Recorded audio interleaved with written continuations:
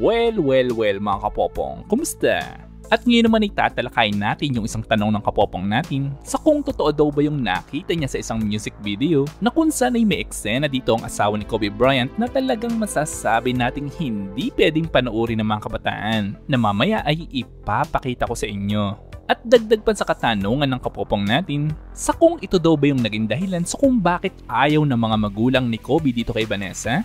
Well, siguro gusto mo na ring malaman ito so wag na natin patagalin pa at simulan na natin. Well, straight to the point na agad tayo mga kapopong doon sa katanungan ng kapopong natin. Honestly mga kapopong, medyo matagal ko na ring alam to. And yes mga kapopong, yung tinatanong ng kapopong natin kung si Vanessa nga ba itong nasa music video na ito ay talagang totoo nga mga kapopong. At 100% siya nga ito. Noong mga panahon kasi hindi pa magkakilala itong sina Kobe at Vanessa, ay ang pagmumodelo na talaga ang isa sa mga ginagawa ni Vanessa upang kumita ng pera. Well, ito yung mga panahong high school pa lamang ito tulad ng larawang iyong makikita, na kung saan ang edad pa lamang ni Vanessa dito ay around 16 to 17 years old pa lamang. Inamin naman ni Vanessa na siya nga ito, at inamin din niyang hindi talaga pwede sa mga kabataan ang eksena niya dito. Actually, medyo nagulat din ako nung una ko itong nakita na sa murang edad pa lamang ni Vanessa ay marunong na agad siyang umeksena ng mga ganitong galawan.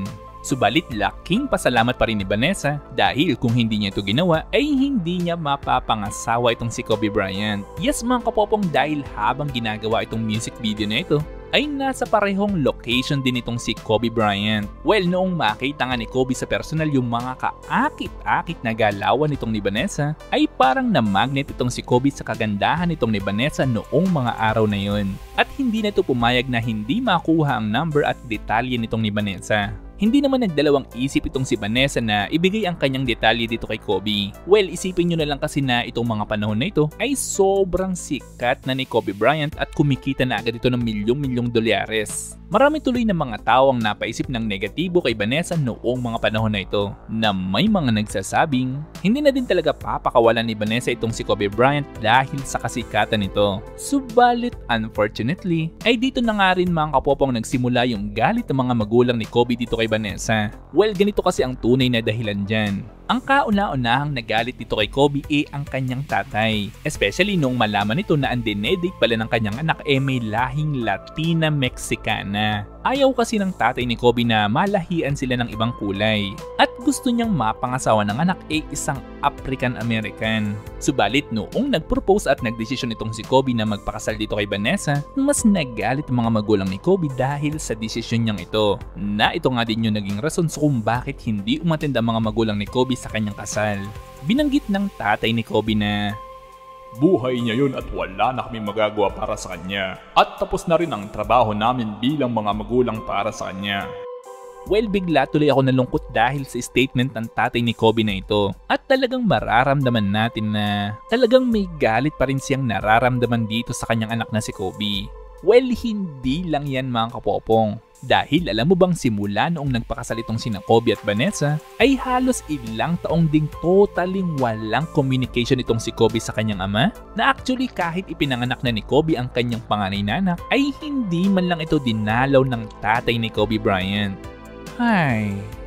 At bumalik muna ulit tayo kay Vanessa. Well, kung napanood niyo yung memorial ni Kobe noong February 24, ay marami talaga ang nalungkot dahil sa nakita at nalaman nilang hindi pa talaga ayos sina Vanessa at mga magulang ni Kobe. Well, siguro hanggang ngayon ay hindi pa rin talaga tanggap ng mga magulang ni Kobe itong si Vanessa. Especially ang pagkatao nito. Bukod dyan mga kapopong ay malaking palaisipan rin ang magiging desisyon ni Vanessa sa kung mag-share ba itong si Vanessa ng mga naiwang yaman ni Kobe sa mga magulang nito. Actually may isang comment akong nabasa na ongoing na daw yung pag-transfer ng halos lahat ng naiwang yaman ni Kobe dito kay Vanessa, na halos nga $500 to $600 million. O sa pera natin ay approximately 27.5 billion pesos. Yes mga kapopong, as in letter B, billion. Well, actually meron din naman naiwan itong si Kobe para sa kanyang tatlong naiwang anak. Subalit hindi pa nila makukuha ang kanilang mga pera galing dito kay Kobe dahil wala pa sila sa tamang edad. Maraming mga netizen din ang medyo nagalit o naging negatibo dito kay Vanessa. Dahil noong February 24 doon sa memorial ni Kobe ay hindi man lang nito ni-recognize o binanggit yung mga magulang ni Kobe nung nasa stage siya. Subalit may mga nagtanggol rin naman dito kay Vanessa at sinabing ninais talaga ni Vanessa na hindi talaga ito gawin. Dahil kung binanggit o ni-recognize niya yung mga pangalan ng mga magulang ni Kobe dun sa kanyang speech ay baka maging negatibo pa ito para sa mga magulang ni Kobe. O baka isipin nilang, hindi naman ito totoo at wala naman sa puso ang kanyang mga sasabihin. Well, kung ito man ang naging totoong dahilan ni Vanessa sa hindi pagbanggit sa mga pangalan ng mga magulang ni Kobe, ay para sa akin ay mas mabuti na rin nga ito. Dahil may kasabihan nga tayo, less talk, less mistake. At mas mabuti na lang siguro kung kakausapin na lang ni Vanessa itong mga magulang ni Kobe ng personal at pribado. At upang matapos na rin yung halos 2 dekadang hindi nila pagkakaunawaan.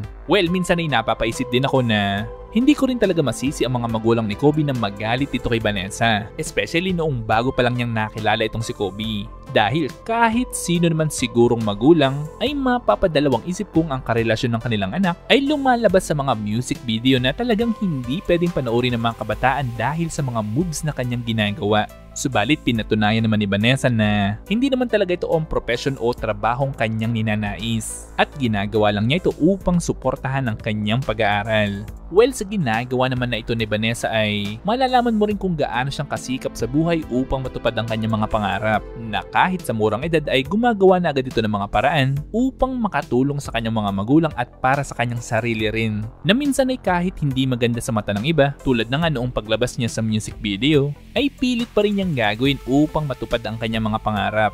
Actually mga kapopong, pwede rin nating masabing isang biyaya na rin itong makilala niya si Kobe Bryant na siguro ito na yung pinakamagandang resultang kanyang natanggap dahil sa kanyang pagsisikap. Ganun pa man mga kapopong ay umaasa pa rin ako na one of these days ay makikita o mababalitaan nating unti-unti nang nagkakaayos itong sina Vanessa at mga magulang ni Kobe. At sana huwag nang humantong pa sa korte yung tungkol sa mga maiiwan na yaman ni Kobe. Well, kayo mga kapopong, ano masasabi nyo sa asawa at sa mga magulang ni Kobe? At kanino ba kayo pumapanig? I-comment lang sa baba at ito'y aking babasahin ng personal at pupusuan. At syempre kung may nalaman ka sa video ito ay mag-subscribe ka naman. At nandito ng inyong mga shoutouts.